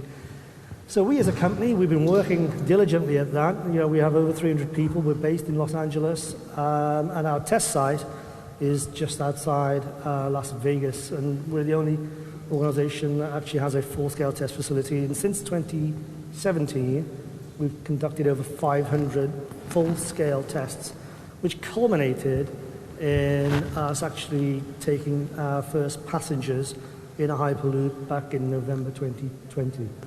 So I think that was a real milestone because two questions I get asked all the time. One, has anybody been on it? Two, is it safe? And I think the testing that we did the back end of last year proved a big yes to both of those. So there's two aspects that we're really working on. One is continuing to drive technology, because the one other concept, one other way of looking at it, I was talking to the panelists earlier on, I wonder how much of the audience understand that actually what we're developing is actually an electric vehicle. All our vehicles are now battery operated, right? They're in a low pressure environment, battery operated, but the point is, for the first time, we're developing a system that is actually putting the passenger at the heart of the system.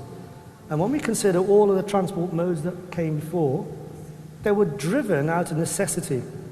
You know, the Victorians were fantastic. You know, innovation is amazing. And innovation, I'm a true believer, only comes through necessity. And, you know, the Victorians, in a 100-year period between 1804 and 1904, gave us the modes of transport that we use today. We've never changed them since then. But what they did do is not do it for passenger use, they did it for cargo. They did it for actually being able to feed the factories that were churning out and manufacturing goods that the world was needing at the time of the first industrial revolution. So it was driven out of necessity, and I think we're at that real crossroads right now, that we are at a crossroads where I think innovation will need to actually come back to the fore to actually address some of the 21st century issues that we're facing today. Excellent. On that, can I jump to you, Jaideep? And in case you're wondering, Jaideep is with Phoenix. It says so on his hat too. It's really about moving individuals, right? The one person. This is a very single user solution, but it's also potentially a solution for moving small amounts of goods. So can you tell us a little bit about your solution and how you're going to, or planning to disrupt the way things are done at present here? Yeah. Yes, definitely. Thank you for having me on this panel. So, big picture, I mean, the themes of Expo as well, right? Mobility, opportunity, sustainability, they're what Phoenix are all about, right? Like mobility, people are moving because they want to get somewhere, right? They want to get to work, they want to get to school, they want to get home to take care of the family, right? And there's a cost to moving, right? And it's a tax. It's a tax on what you can do in your world, and it's a tax on what we can do as cities. So at Phoenix, our mission is to unleash urban potential and propel communities forward.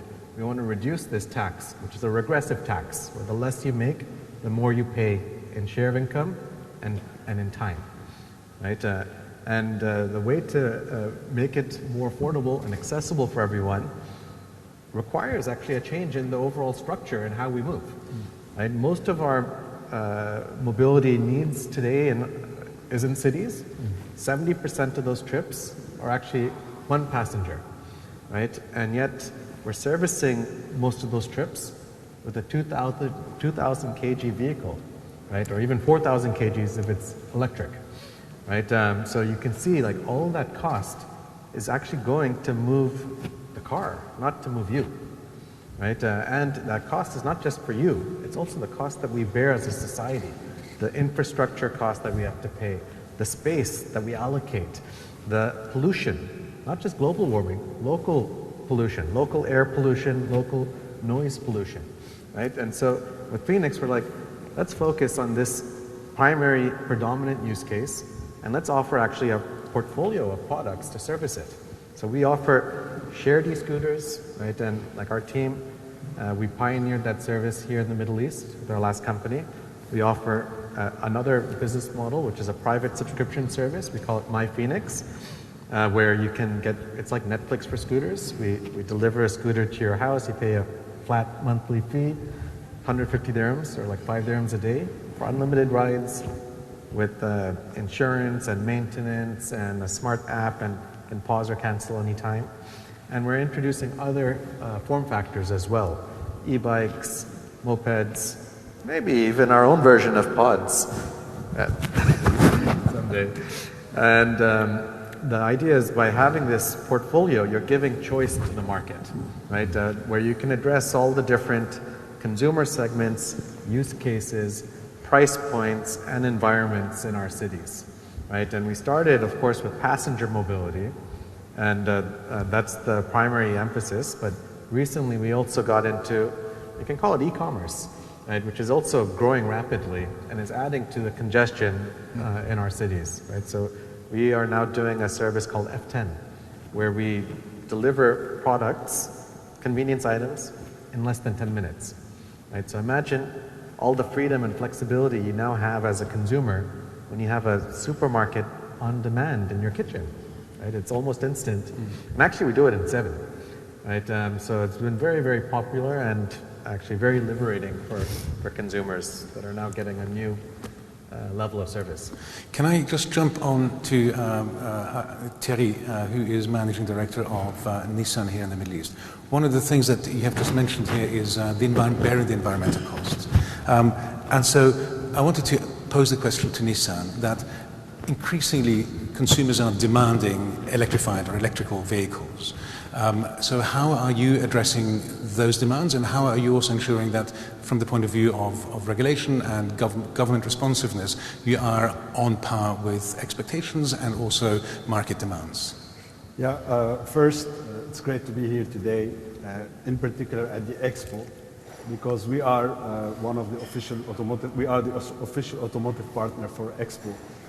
And the 3 pillars of Expo when it comes to sustainability, mobility, and opportunity, this is really at the forefront of our strategy.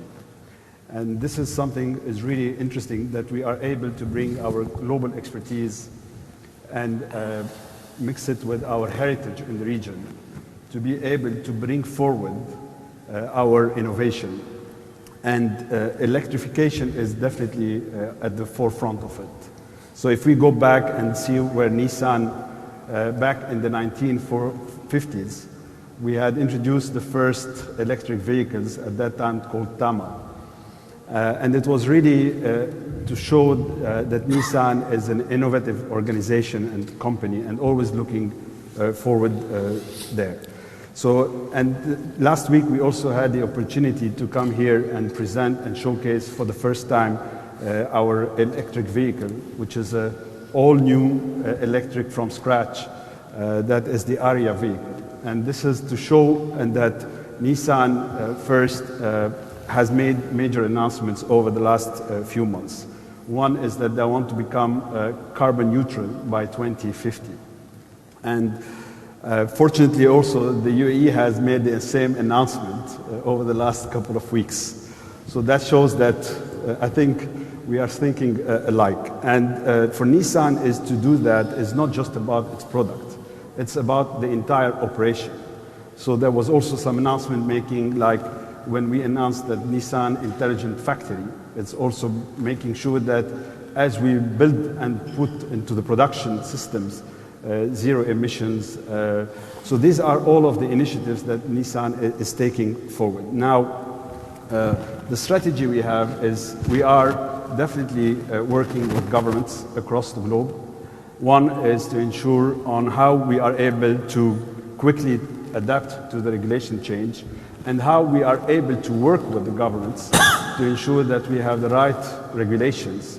Because we know that on one side, in certain markets, there is a big demand and shift towards electrification. But this is not applicable across all countries. So on one side, it's important that all our operations, products, the strategies that we are putting forward are able to adapt to those regulations. On the other side is how we are able to also work with either private companies or governments, NGOs, to how to educate consumers about the benefits of electrifications. So this is something that it's an ecosystem that we have to really adapt to. So we have definitely, on one side, we have made certain commitments that in certain key markets, by 2030, most or all of our new vehicles will be electrified. And also in other markets, as the infrastructures allows it, so you take, for instance, in this part of the world, we have seen that UAE, Saudi, Qatar are trying to push forward in terms of the electrification of vehicles or to lower the emissions. So we are trying to work with hand to make sure that we use our partners. We also use the infrastructures that are available to be able to introduce such products. Because on one side, there is still a demand for normal combustion engines, but also the increase of demand in electrification. So we are trying to do that and approach it at different levels, not only from product standpoints, but also in terms of our participation on changing or helping to change the regulations or be engaged in those decisions, but also to make sure that the entire oversee of our operations is adapting to that. That's excellent to hear. And it's so the way I've been trying to lead this conversation is to go from big kit, small kit, medium-sized kit, but one of the trends is not just electric vehicles, is also vehicle autonomy, right? Self-driving vehicles. We expect a lot more of the cars, not just today, but certainly of the future. And so that is a transition that is happening, is going on. It requires a lot of data integration, analytics, and also ensuring that the right data reaches the right points at the right time. So can I, before I get to Lucky, can I ask Hassan, who's CEO at Bayanat, just recently acquired by G42. It was recently announced that Bayanat, in partnership with DMT and ITC, will begin a trial of autonomous vehicles in Abu Dhabi. Exciting news. Can you tell us a little bit more about that, please? Indeed, it's very exciting. It's a three-phase program that we put on an acceleration program. We're starting, hopefully within the next couple of weeks, we will be launching our first phase, which consists of 5 cars. 3 of them are electric vehicles from Nissan, another 2 hybrid vehicles. It will be set for full autonomy at level 3, which requires a safety officer present within the car. It's going to be set up in Yas Island, going from different points of interest for pickup and delivery, and of course it has a full spectrum of applications behind it for ordering. I believe she mentioned Uber and Karim previously, so it will have that transportation app behind it to order, to have that full operating model. So this is the first phase. The second phase will be more going into expanding the fleet quantity-wise, and also expanding our geography into different regions of Abu Dhabi. And in parallel, we're looking at moving from L3, where the safety officer is required within the car, into a full autonomy at L4, which does not require a safety officer present for safety and regulation, transportation regulations. The third phase is to move it beyond the robo-taxi program, or just being taxi, moving into public transportation, so minibuses and buses, and also touching base with the industrial arm, so autonomous trucks, autonomous vehicles within industrial areas and ports and so forth. So this is the comprehensive program. We put it into an accelerated program. We're trying to push it all to be as fast as possible. Hopefully, by the end of 2022, we will be deploying our third phase. That's the program that we have currently within Bayanat. Bayanat is very much a satellite and data integration, so satellite data integration company. It's actually more than that. So the classical Bayanat does all the mapping and surveying. So we go from underground surveying into geo-surveying, ground surveying, hydro surveying, aerial surveying through planes. Currently, we're also exploring the stratosphere and to put that into the picture, all the way to downstream remote sensing from satellites. So this is the surveying principle. And when the G42 acquired Bayanat, our mandate was to implement a disruptive approach towards the classical mapping and surveying principle, towards a more geo-AI principle, adding that AI layer and seeing how smart positioning and smart geo-referencing may serve the other different verticals, whether it's mobility or mobility on the ground, mobility in the air, and so forth. So the program have started since last year, and we're going through a very exciting but also painful transformation period right now. And it's very open into different spectrums from geo-surveying into geo-intelligence into intelligent mobility. Lucky, over to you. Right now we are in this space where things, Internet of Things, are coming together, where data streams need to be flowing, as I said earlier, yes, to the right places at the right times, in the right ways. Can you tell us a little bit more what Ericsson is doing to promote that here in the region for autonomous vehicles, but also perhaps other offerings that people might be able to utilize in years to come through the wireless technologies that you have? Yeah, absolutely. It's interesting the way that you steered the conversation. Big kit, small kit, automated vehicles, autonomous vehicles. Imagine trying to build a network that you can actually connect these things together. Yeah. We call that Imagine Possible, and that's our mantra at Ericsson. For us, the whole driver is a platform for innovation, and that's the 5G network. And that's something that we're working with all of our service providers across the globe, especially here in the Middle East and Africa, to drive networks that are not only great for the mobile broadband consumer, but that allow for industries to innovate, industries to digitize, and industries to transform what we thought we couldn't do. And that's something that we've been driving. You talked about autonomous vehicles. We've been driving a lot with various partners. It is an ecosystem play. And for us, we're working with our service providers to realize that dream. For us at Ericsson, we're obviously investing in connected vehicles. We're doing cloud platforms that are able to connect vehicles together. Today, we have 5.5 million vehicles connected, cloud-based platform, together with partner systems that we operate and give them an in-vehicle experience, together with automotive industries. We're working, collaborating with the 5G Automotive Association to help set the global standards and benchmarks around security, connectivity, privacy. How do you roam across borders with these type of vehicles? So we're doing a lot to set the groundworks of how service providers can build a connectivity layer that allows all of this kit, all of the connectivity from IoT sensors, from autonomous vehicles, automated vehicles, all of that to transform how we move about, like the notion of the shifting air about.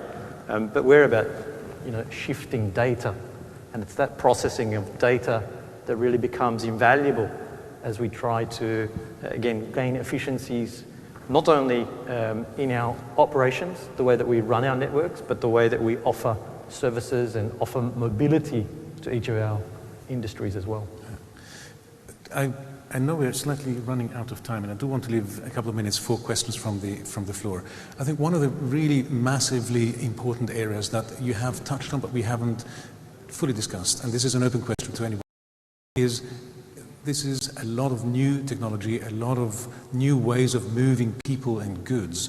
How do we ensure that this is 100% safe always?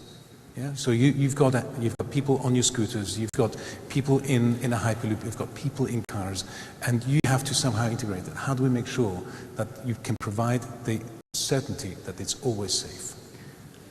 Well, I might start, because I'll start at the infrastructure layer. So I do think it is about being able to connect all of the sensors, all of the satellites, all of the data that gets passed around.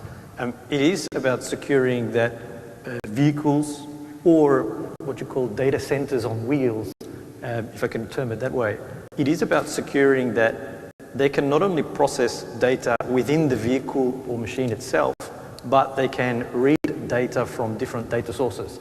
Where we leverage the 5G network to be able to do that in almost real time. So for us, that's one layer of securing that with 5G networks, we're running these networks that give the data throughput, the high data throughputs that need to be processed, and the low latency to be able to engage and allow for critical IoT, real-time data transfer to secure that safety, to secure that the data is being passed around. But it would be interesting to see from a KIP perspective how we secure safety. What are your thoughts, Thierry? Yeah, I think from our side, safety is at the top of basically our priorities. And for us, it's not just to build and bring technology that offers the highest levels of safety, it's to have to make it affordable to everyone around. And this is really at the core of our DNA, is how to bring innovation, technology, make vehicles more safe, more green, more intuitive, but also democratize that technology and make it available to everyone that is really looking for it. And this is something that we are really focusing on. And today when we look at what is Nissan Intelligent Mobility, it's all about intelligent driving, intelligent power, intelligent integration. And most of today the technology we have in our vehicles is offering that. So you take, for instance, now one of the latest technology we have is ProPilot. And it's a really assistance cruise control to make sure that it helps the driver to feel safer and to feel more in control of his vehicle. So this is something that is really, we are working, and it's always important as we do that is to make sure that that technology is affordable and available to everyone. Great. Pradeep, I'll give you the last word on this. If you put people on little rickety things, so to speak, and they zoom down at high speed through traffic. How do you make that safe? Yeah, I was wondering whether I should bite my tongue or be a little controversial with my peer group. My humble opinion is, the biggest safety risk that we have today, in our streets is the car, because it is driven by humans, and there's going to be human error, and it's a high-speed, high-momentum vehicle that kills people, on millions of people every year, right? And we need to move away from this preconceived notion that the car has a monopoly on mobility in our cities. We actually need to embrace multimodality, right? Public transit, walking, biking, micromobility, etc. It should be a multimodal network, and of course, trying to move the most people in our cities, not the most cars, and do it safely. Right? That's just the physics of micromobility. Means that it's inherently a lot safer. It's low speed, low mass. That means it's low momentum. Right? Now your question is like, oh, what if someone rides like on the street? Right? Yeah, we need to make space for these vehicles so that they can ride without being scared that someone's going to hit them in a car. Right? The risk is not someone riding a scooter is going to run over someone and kill them. The risk is someone driving a car is not going to pay attention and hit the scooter rider. right? This is the what's exciting about autonomy, right? Of course, you can unleash like some more flexibility because now you don't have a driver, right? You can reduce the costs of mobility, but it's also much safer, right, when it comes out, right? But that's a long-term research project, and it's going to take decades to get fully implemented as well. You're talking about replacement cycle of, millions, hundreds of millions of vehicles around the world. This is a capex spend of like trillions of dollars, right? Micromobility is ready today, right? Like, let's not talk about 2050. Let's talk about 2021, 2022. What can we do today that can help improve people's lives, help improve access to opportunity and emissions and safety and everything else? I mean, it's obvious. We just need to remove the blinds. Excellent. On that note, I can take one or two questions if there are any. The last few words were really helpful, is improving people's lives, and I think also in the process improving our environment and ensuring that emissions are within limits. So are there any questions? I can't see much. If there are, please identify yourselves. If not, yes, I have a question here. Gentleman with his raised hand. Can you please let us know who you are ahead of your question? Thank you. Very interesting discussion. My name is Mohammed Rushdi, FinTech Bazaar. I would like to know, innovation and, in this area which you guys all talking about really require lots of, investment, as well as it requires as well the ecosystem to be ready. Phoenix, for example, or whatever, you need regulation, you need ecosystem, you need people acceptance as well. It's not really an easy journey. I come from FinTech background, but even in the mobility, it's really not easy at all. So how do you, overcome this kind of, I would say, difficulty? I think the difficulties bring opportunities as well. So how do you overcome this in your entrepreneurship journey, or for Hyperloop, Bayanat, for whatever, I think we need to hear from you. And then this ecosystem can really, reach to a kind of maturity very soon here in our region. Thank you. If I may, I'd like to answer the question. Yeah, let me also ask Harsh to respond to that, because we had an interesting conversation about that, and then I'll come back to you as well, Hassan. Can you just, I didn't catch the question, so can you just repeat that? So the question was really about regulation. How do you ensure that you can get the regulatory environment to the point where all these innovations can function? It sort of follows on the question that you asked earlier on, okay? So, I didn't get a chance, but I wanted to come on to this. When you're traveling at 1,080 kilometers an hour, I think safety is absolutely the top of our priority. Okay, and it can't be done, and I want to assure the audience, safety is not just a single entity's responsibility. It is actually a responsibility between us, the developer, the innovator, the implementer, and also government. And there is a big part to play between governments and the industries that we're all talking about here on the stage, from autonomy to Hyperloop. So we are working very closely with governments right around the world in terms of developing the regulations, the standards, and the processes that we need to enable our technology to be certified to go into public use. So I just want to rest assure everyone from our perspective, the onus is on us to develop a very safe, almost 100% safe system, right? It will be based on a risk-based approach. We cannot account for every single eventuality, but it goes back to what you said, Thierry. You're trying to actually make sure that this is safe, but it needs to be almost on the pragmatic side. And I think if you look at safety, that's always the underlying what's pragmatic enables us to do it. At the same time, there is an onus and a duty of care on governments to be able to work to ensure that they are also satisfied, not just us, they're also satisfied. And that is the process that we're developing. So we're developing those processes in Europe, we're developing those in the US, we're developing them here, and we're developing them in India. Ultimately, they'll come together, and then that will be certified. No different to the way transport systems, mass transport systems, today are developed. Okay? So I think from that aspect, I think we'll get to a point where certification, and by the time we implement, and by the way, we're not talking of implementation, and it goes back to a question you asked earlier on. When is it going to happen? Well, our technology is still developing, and it's still going to be about 4 or 5 years before we can get to where we are with cargo. And we are going to focus on cargo first. And then we'll move on into the passenger realm. So it is a very structured, graduated process. We use third-party safety verifiers that will work with us, and then there's governments and regulators on top. Thank you. Hassan, last word to you. I think I'd like to take it more practical from correlating or balancing between the business perspective and the commercial perspective and the technical perspective. I think that's the pain that he's looking at. And I think there are two key elements here. One is to partner the right governmental entity to build up the proper regulations. If you are into the innovation business, you have to create that kind of regulation. It's not existing. So you have to have the right partner from the government aspect to build with you the regulations, of course, with respect to all safety measures and everything. Then from a technical perspective, especially when it comes to autonomy, there are three different phases that we're always building. And it's always put in consideration even from the development phase all the way to the deployment. We deal with three different environments. One is a controlled environment, two is a semi-controlled environment, and then a non-controlled environment. What do I mean by that?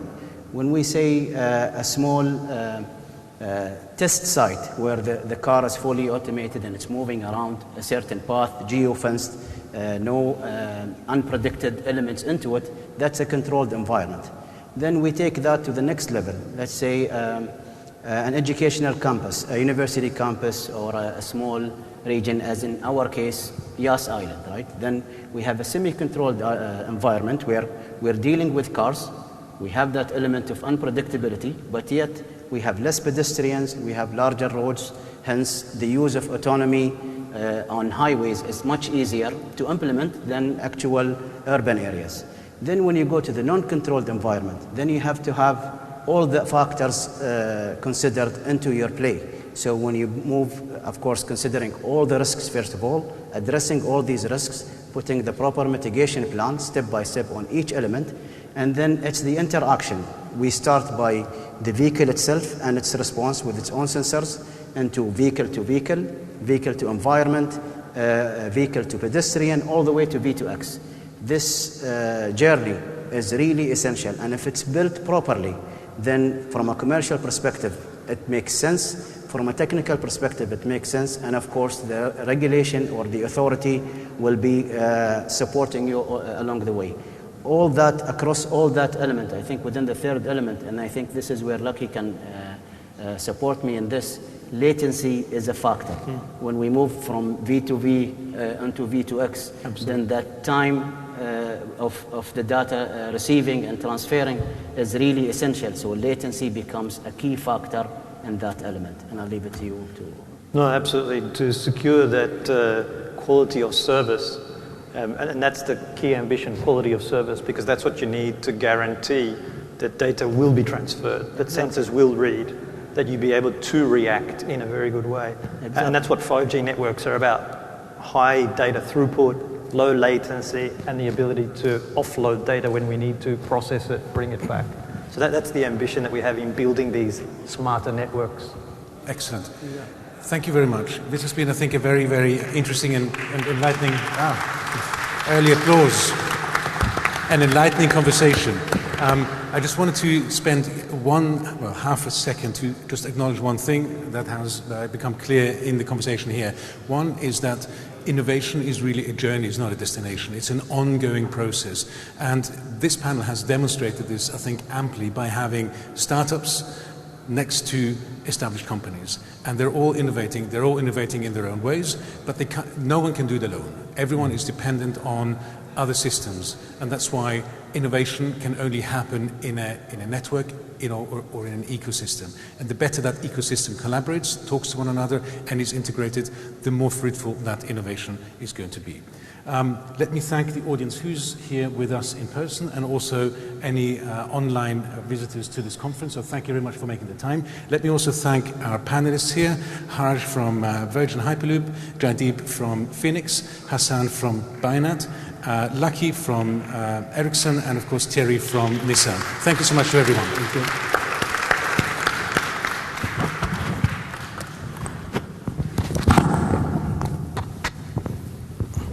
Thank you so much. I'll guide you as well to take your photo. Our lovely experts and panelists, we went through, yes, you can go ahead. We went through 2 panels so far. We've discussed inclusion, we've discussed mobility. After lunch, who's hungry? Yeah, you're hungry. After lunch, we'll go back to the rest of our panels and topics. I'll be gladly moderating the one after that. I think we have about 30 minutes, so please come back around 2 o'clock so we resume our topics of the day. Thank you very much.